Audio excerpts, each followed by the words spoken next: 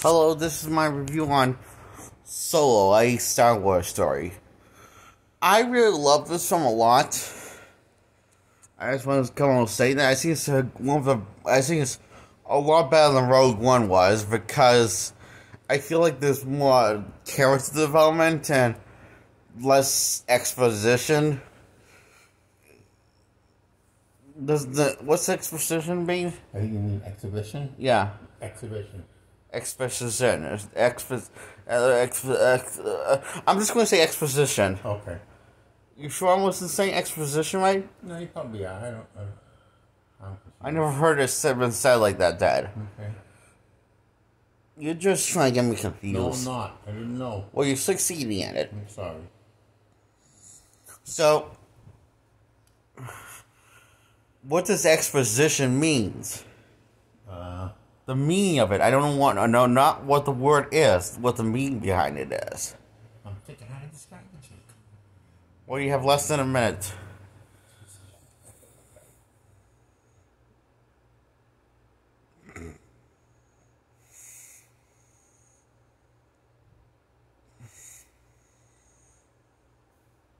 A comprehensive description and explanation of an idea or theory.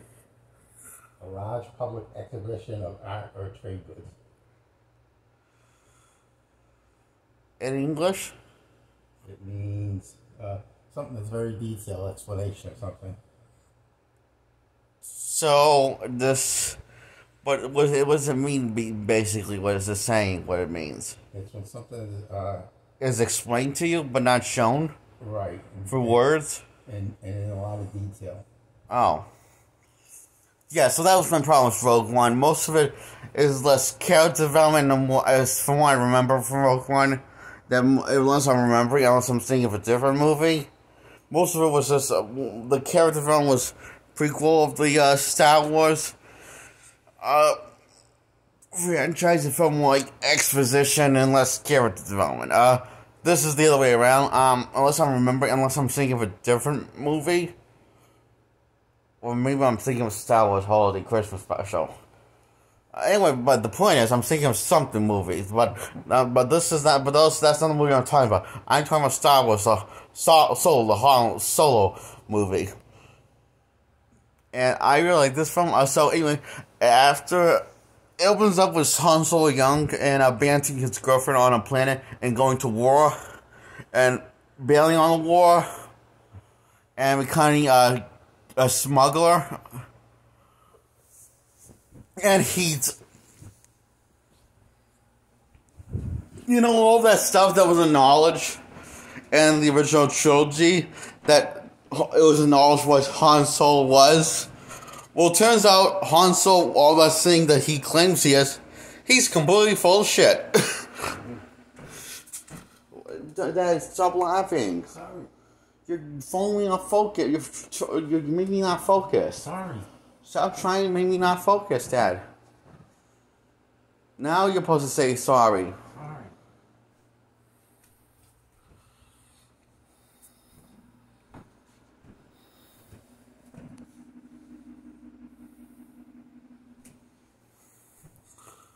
Sorry. Do you want to leave the room? Because if you're going to do this... I won't do anything more. Okay, good. So yeah, what was I? I'm going to have to say again because Dad interrupted me.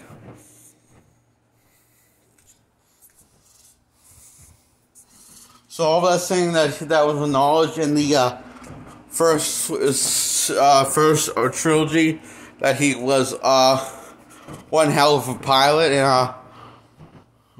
and an A pilot, that he's one hell of a pilot, and a gun smuggler, and he's fast, turns out he was, that all that was lies to make himself look good, so he can, he says that stuff to, go along with, so he can ride along with Woody Harrelson's,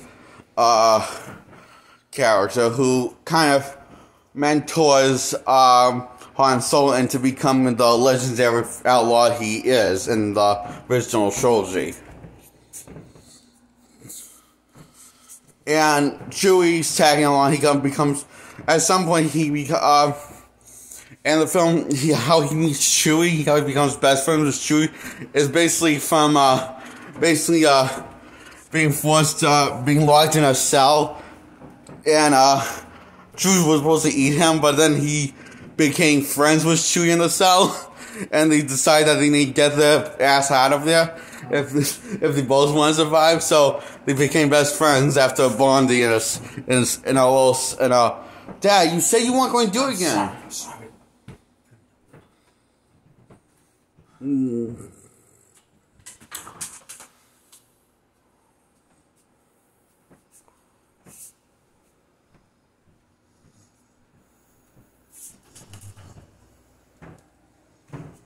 No, let me do it. You want to slam it too hard. Sorry about that. So anyway, Chewie knows Chewbacca.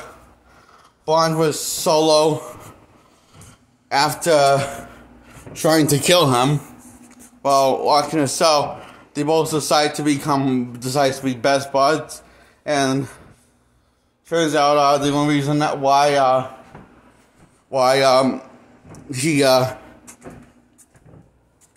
turns out the only reason they became best buds after, and the reason why, part of the reason why they became best buds after Chewie was trying to kill him in a cell. So and it turns out this Solo speaks a bit of Chewie's language. She speaks a little bit of Chewbacca language. This is how he's able to communicate through Chewie so easily. So they get out of the cell and then run into a whole Woody Harrelson character. Later on in the film, Woody Harrelson backstabs Solo and Chewie because he's a gun smuggler. He's a smuggler. And Solo decides to backstab him because he wants to be the hero and decides to do the right thing. And they find out the guy that hired them for the job is not working for the rebellion, but working for the Empire. And at some point, Solo goes back to the planet to get his girlfriend back, only later revealed she's doing pretty much perfectly fine and has a life of her own, and leaves her behind because she's she's doing perfectly fine other than outside of being a slave owner still. She is doing perfectly fine for herself. And so yeah. Anyway, he gets caught by Chewbacca. Gets caught by Chewbacca, and one of the Chewbacca members, Chewbacca's kind, not the Chewbacca, a different Chewbacca than what we're used to. So anyway, he outsmarts Chewbacca by exposing Chewbacca to sunlight because apparently Chewbacca is some sort of vampire breed. And the skin temperature cannot take the sun, even when the prequel trilogy and the original trilogy, they had no problem with the sunlight. And were just perfectly fine with it.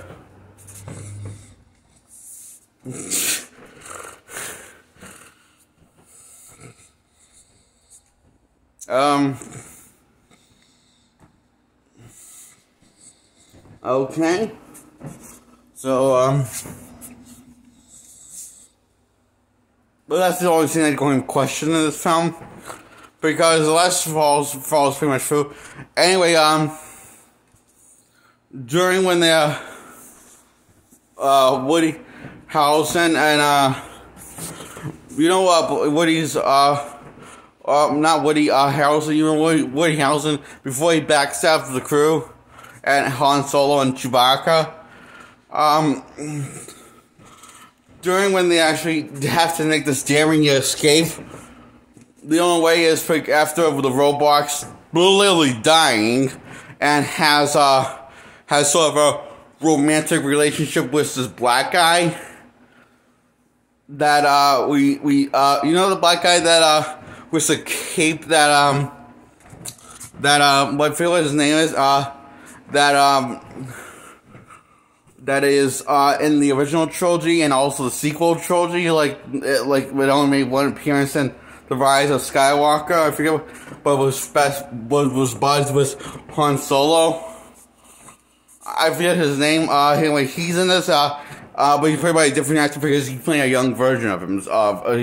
He's basically, because it's a young version of him that's being on screen, being played. So it's played by a different actor, and so is Han Solo because, hey, Harrison Ford was in his 70s when this was going to be in production, and this is basically going to take. This is about a young Han Solo before he becomes the legend that he is, before he becomes the man who he is.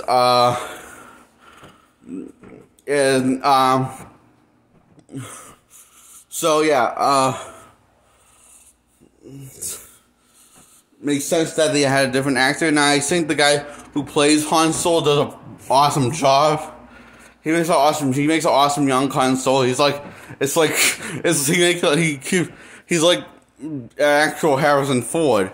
Young Harrison Ford. He acts like a young Harrison Ford.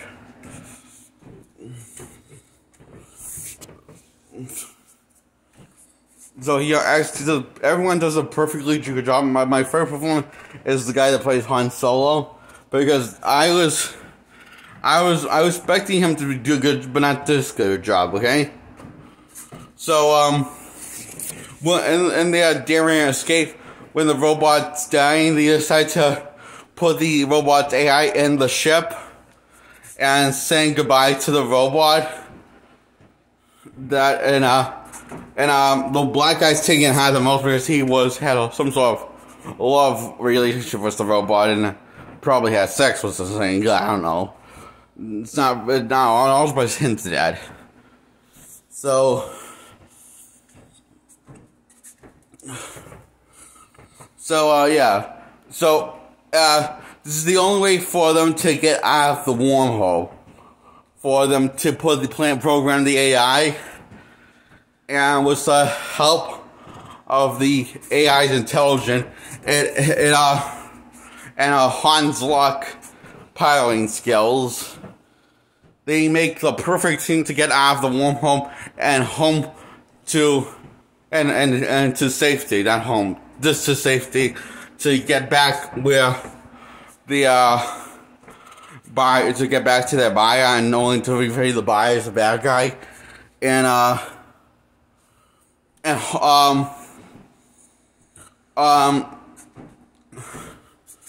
he also escaped. He also got his girlfriend off of that planet.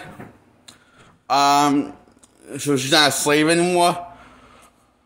But turns out she's working for the Empire.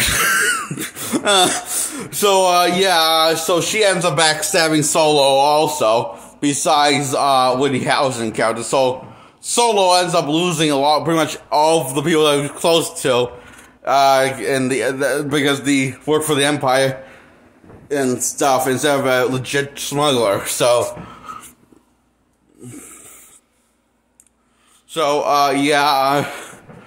that sucks for him. But he still has Chewie and that black guy's name who I can't remember. Anyway, we acknowledge that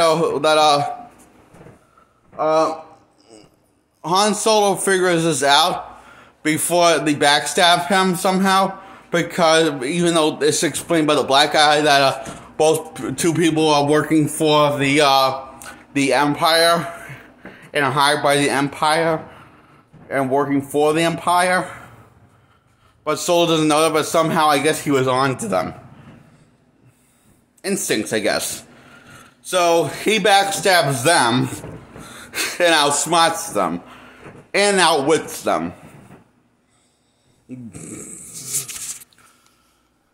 And his girlfriend has to answer to Darth Maul, and has to answer to Darth Maul for her failures. And Woody Harrelson gets killed off by Solo. And guns, and one mano gun off. You know, like cowboy westerns, when to see who can draw faster, the one who draws faster is the one who wins, because that will be the person who shoots first. Well, Woody Harrelson wasn't quick enough, basically, so he'd end up dying by Han Solo. And Han Solo and Chewie go off doing their own thing and stealing the ship from the black guy without his permission. And says he'll borrow it. He says he's only borrowing it. When, you know, if we've seen the, which we us the audience know that that's a total lie. Bullshit lie. So, that is Solo, a Star Wars story. I really love this film. I think this and Star Wars, The Return of the Jedi, my two favorite Star Wars films of all time. Personally, I like Star Wars: The Return of Jedi a bit more because I got more emotional on this. But this one I got really emotional on. Actually, I got just emotional in this, but I don't know, I felt like Return of Jedi was a more powerful film than this. It had more heart. I think what made me like Return of Jedi more is when we see Luke. When we see Luke snap and going batshit insane on Darth Vader, and him also the scenes when he's trying to reach his father and bring him out of the dark side into the light side, bring him back on the path of the Jedi. Overall, I think The Return of Jedi was a better story, and it had better character development. Well, this is good character development. I just thought it was a better story, okay?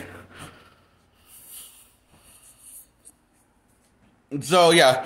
I give this and Return of the Jedi both 10 out of 10s. I recommend you watch both films back to back. And those are my two favorite Star Wars films and the Star Wars...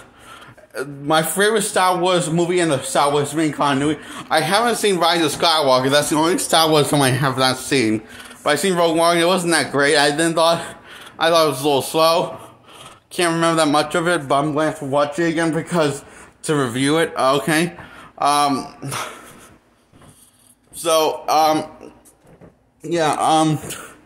Return of the Jedi gets a 10 out of 10. Star Wars Return of the Jedi gets a 10 out of 10. And this film, Solo, a Star Wars story, gets a 10 out of 10 in my eyes. I like Star Wars Return of the Jedi more, just to clarify that, okay? Just to make sure you're not totally confused. And I'm going to end it on that note.